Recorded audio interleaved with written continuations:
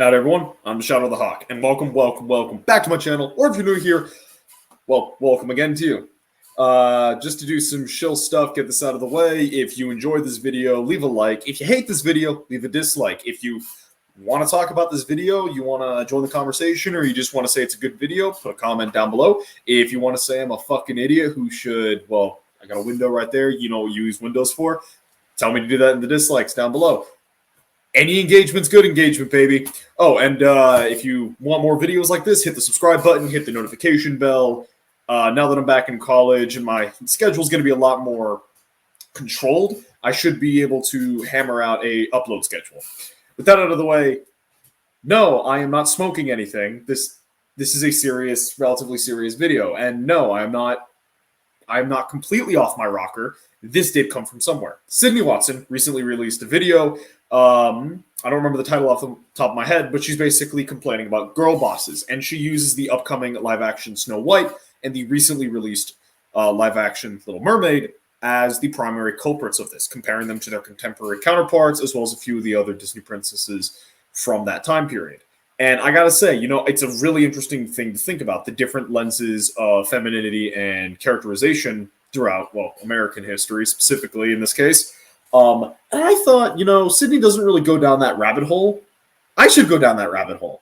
Now, I will admit, my knowledge of anything between, like, 1960 to 1990s America is just the Cold War was a thing, and hippies were a thing. And that's my general understanding of American culture and history at the time. So any princess from between that period, I'm not talking about. I'm also not talking about Elsa, because she's not a character.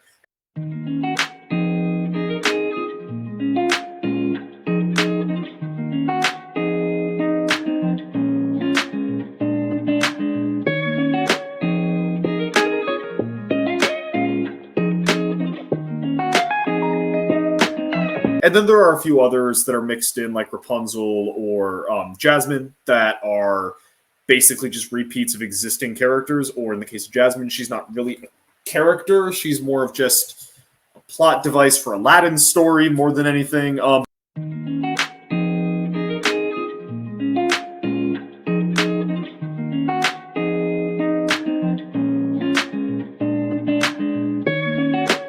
But so the actual, after paring down the list and tossing out the characters who aren't technically princesses, like Megara or what's her name, or the Gypsy from Hunchback of Notre Dame. I am Hellfire, Darkfire, Ravenhair, blah blah blah. You know who I'm talking about. Esmeralda, that's the name. So the 7 characters that we will be talking about, or I will be talking about, and you will be listening about today, are Snow White, who was released in 1937 in the film Snow White and the Seven Dwarfs, Cinderella in 1950 under the Cinderella film, Aurora in 1959 from Sleeping Beauty, Belle from Beauty and the Beast 1991, Mulan from Mulan in 1998, Tiana from The Princess and the Frog in 2009, and Merida in Brave in 2012. Now, earlier I mentioned Belle. I wasn't doing anything from 1960 to like 1990s. But Mulan is I'm going to count her as like an early 2000s thing because fuck you, feminism. And then Belle is a very interesting character that I want to talk about very specifically because it's less so American culture as a whole and more of the rise of feminism that influenced her character, but also she's really complicated, and I'll need to explain it once we get to her section. So starting off, we're going to go in temporal order. We're going to start off with Snow White. What is the cultural insignificance of Snow White? When was she released? Well, Snow White was released in 1937 during the Great Depression. Basically, the Great Depression would be the first time that women were forced into the workforce. Now, yes, there was some women who had to start working in World War I, and before that you did have mills where women could choose to go work, but the Great Depression was really the first time women, to support their families, were pushed by society into a workplace where there was really no option to be a homemaker because everyone needed to be working. Even the kids needed to be working. And that's kind of like that's what you would see with Snow White. If you pay attention to her circumstances, some tragic event. In the case of the film, it's the evil queen trying to kill her. And in the case of real life, it is the Great Depression. A young woman is forced to go out into the world, to abandon her home, and she needs to brave this scary world she doesn't really understand. Along the way, she learns that, hey, it's not so bad, and she even makes some friends. She works in a different person's home, and by doing so, she's able to bring happiness to people who she cares about. In the case of a IRL woman, this would be as serving as like a typist or a seamstress, or not a seamstress, like a sweatshop, like sewing in a sweatshop. The Triangle Trade Shirt Factory Fire or whatever. That's a thing. She's rewarded at the end of that with, being brought back to life after the evil queen tries to kill her, and a prince, so that she never has to leave her, so she can go home and be a housewife again. Because in that time period, it's not exactly liberating, but it's safe, it's comfortable, it's what women at that time aspired to be, mothers and homemakers.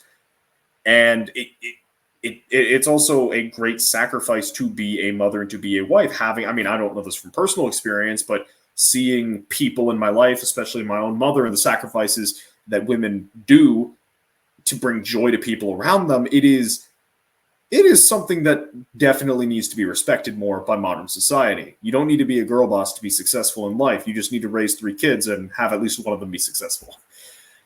Next up, Cinderella. Cinderella came out in post-World War II, which you can immediately draw on like the comparison that's being made there. Specifically, the loss of a male family member. In the case of Cinderella, it's the loss of her father. But in the case of many women in America, it would be your father, your husband, your brother, your son, your cousin, your dog, losing some male individual who was incredibly important to you and possibly even was a provider of economic services. Now, yes, women in World War II were thrust into the workforce, and so they had to, they already had some level of like work skills, but there was also the expectation that dad or hubby or son or brother was going to come home and help, and that never happened for many women. Cinderella is the woman who lost that male family member and is forced to struggle and survive without them.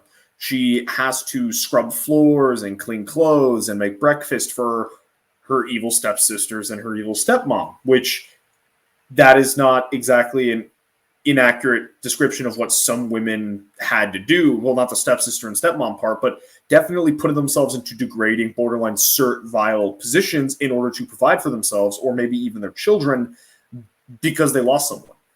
And then this hard work molds her into being a decent, hardworking person, someone who's more focused on enjoying what little happiness she can in life rather than being an evil bitch. And that is ultimately, according to Sydney Watson's personal interpretation of Cinderella, which I agree with, having not seen the film in years, is that is what drew the prince to her. The fact that she wasn't there for him, she was there for her. She was a genuine human being. And by the end of the film, she has the prince taking her away from the hard-working life that she had before. Her good nature and her hard work rewarded her with not having to do hard work and not being alone anymore, which even in 1950, like, yeah, the scope has shifted from helping others to help yourself, kind of, sort of, in a way. But at the end of the day, it's the same message. Be good to other people and work hard, and the world will provide for you. Next up is Sleeping Beauty. And Sleeping Beauty is a massive departure from the first 2 characters, where they are yes, their agency and their action isn't the same as John Wick. They still have agency and they still have action. They make choices. Sleeping Beauty doesn't really make a lot of choices. She's kind of just there. And at first glance, you could argue that she serves as a trophy for Philip. She is basically his reward for going through a lot of trials and tribulations, such as staying a virgin for 18 years. That's hard, especially for a medieval prince. And then, fighting Satan, which, yes, Maleficent, if you look at certain cues, is a representation of Satan.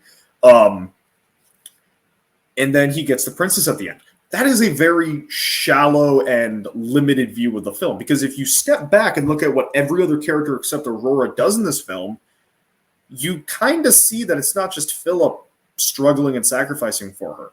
The king and queen send their daughter away so that she won't be hurt by Maleficent. They also use their monopoly of violence, as well as the love the realm seems to have for this princess, to get all the spinning wheels broken so that there is no chance of her pricking her finger and suffering the curse, which put a lot of other women into a situation where they need to engage in harder labor in order to make and maintain clothing. So let's call this a net neutral feminist film. The fairy godmothers go 18 years without being able to use magic, and they also risk their lives to save Philip and help him defeat Satan. I mean, Maleficent. So at the end of the day, this isn't a film about Aurora being a trophy wife for Philip. It's a film about how a young, beautiful, noble. When I say noble, I don't mean aristocracy. I mean like the value of noble. Like this woman is a symbol of everything good and grand in the kingdom, and everyone sacrifices a lot so that they can protect her. And that is a thing that women can do in history. They drive other people, whether they be mothers, sisters, daughters, husbands, fathers, wives, random pikeman number 36. They drive them to do great feats of heroism, great feats of sacrifice, great everyday things so that society does better. I'm going to touch on this a little bit with our next princess, but at the end of the day, that is one of the most important parts of women in society, and that is being a moral grounding mortar that keeps everything together. Because, as I'm going to explain with the next princess, without women keeping society glued together, it'll quickly turn into a violent mess up. Speaking of the next princess, Belle. Belle, by admission of her creator, is meant to be a feminist character, at least this version. I do prefer, what's his name? Jean Cocteau. I don't remember. Something French sounding, and his film adaptation of Beauty and the Beast is definitely superior in my opinion. I believe it was released in 1939. I want to say. Regardless, Belle in this film is a determined, literate young woman who takes no shit from Gaston, who offers herself up to save her father, who is able to get the angry, evil beast to take some Xanax. And I know what people are thinking. Shatter! She's totally a girl boss. What the fuck are you smoking? That's my one F word of the day. And apologies, comments, for giving you that voice, but that's how some annoying comments tend to sound in my brain. And to that I say, you're wrong. She's not a girl boss. A girl boss would stop Gaston by punching him in the face and knocking his lights out. Would defeat the beast by challenging him to a sword fight and saving her father that way. And that is not at all what Belle does. Belle uses her in the case of the beast, at least, she uses her femininity to teach him to chill out. She convinces him to take Xanax by being a woman to him. Gaston, she challenges, and sometimes she stops him, and sometimes she gets thrown in the basement because she can't overpower him, because that's not what her role is. See, her role in that film is to temper the raw, unadulterated fury of the beast.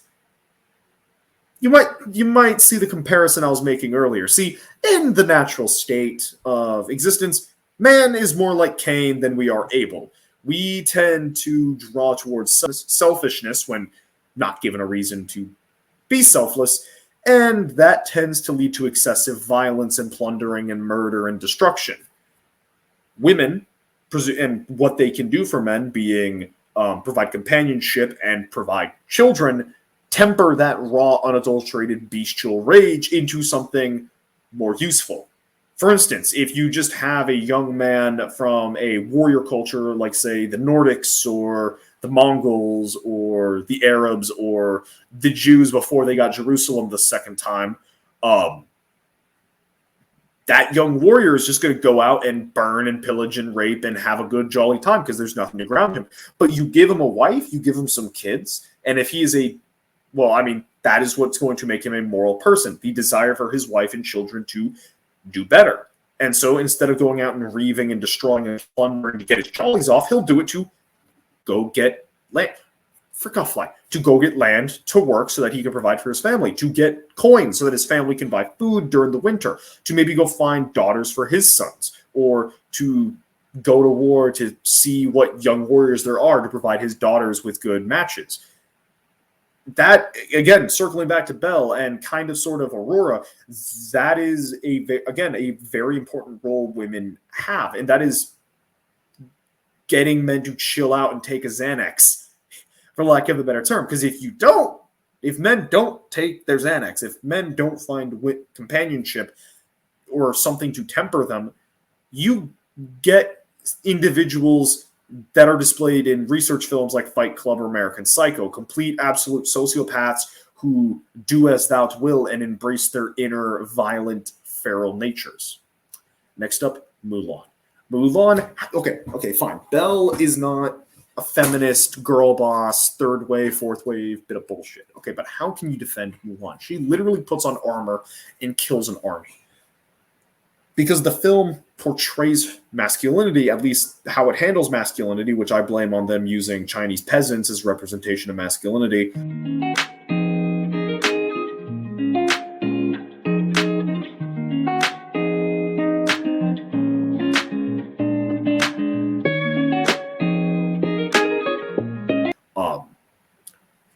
It doesn't work for Mulan. She needs to think, she needs to work around. In this, the way the film portrays it, it's she needs to outthink the problem, not blunt force it. Now that again is it's not a good representation of masculinity, but they're also talking about peasants. So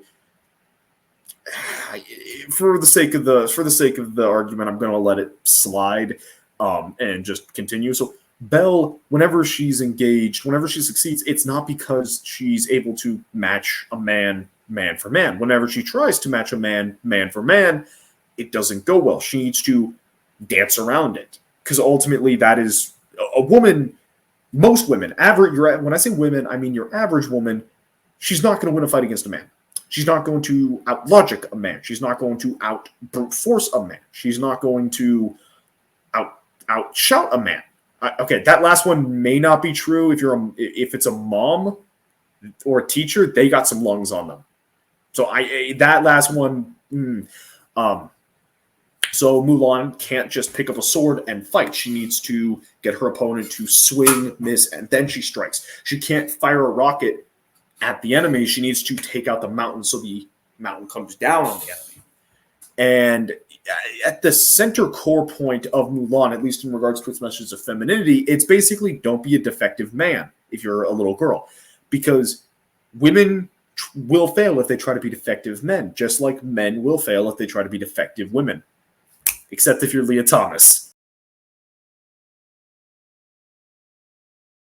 All right, next up, we got Tiana. 2009, with Mulan and Belle, the immediate thinking is going to be, for shadow, she's clearly a girl boss. And to that I say, no, you're wrong.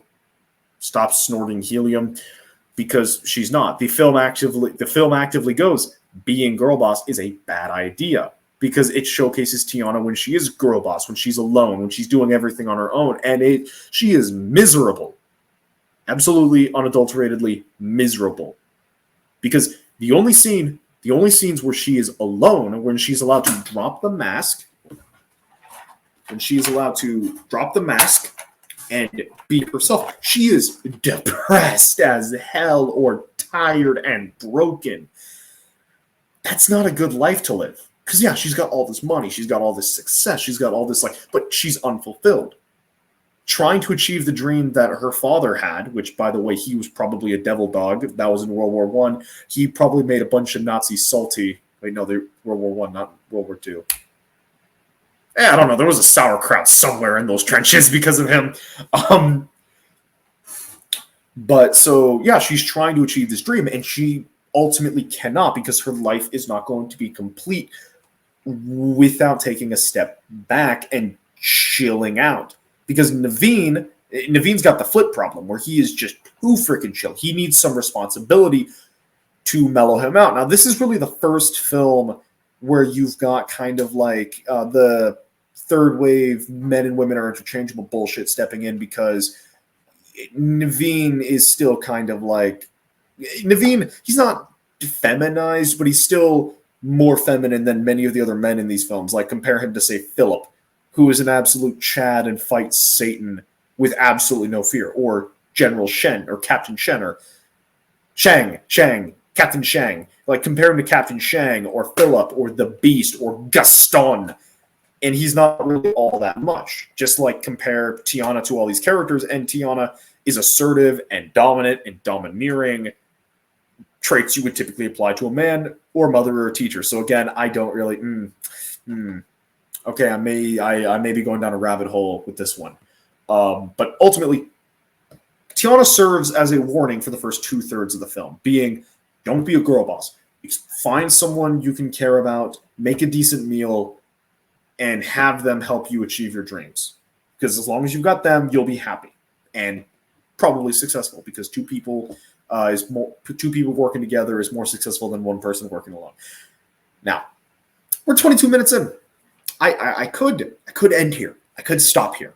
I could put the mask back on and just continue being a jolly, happy little person. But looking at this list of princesses and characters, and there's one that stands out to me as something I need to talk about.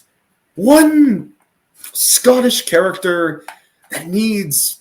I could put the mask on. I could put the mask on and just be chill and happy and not angry at all. But we need to talk about Merida. Okay, so I actually decided to cut the Merida part because it was a massive downer for the video. It was just basically like 5 minutes of me expressing a significant dissatisfaction with the writing of that character, and it ended with a holier-than-thou bullshit rant that I have no position to be giving people. So instead, have a cute puppy.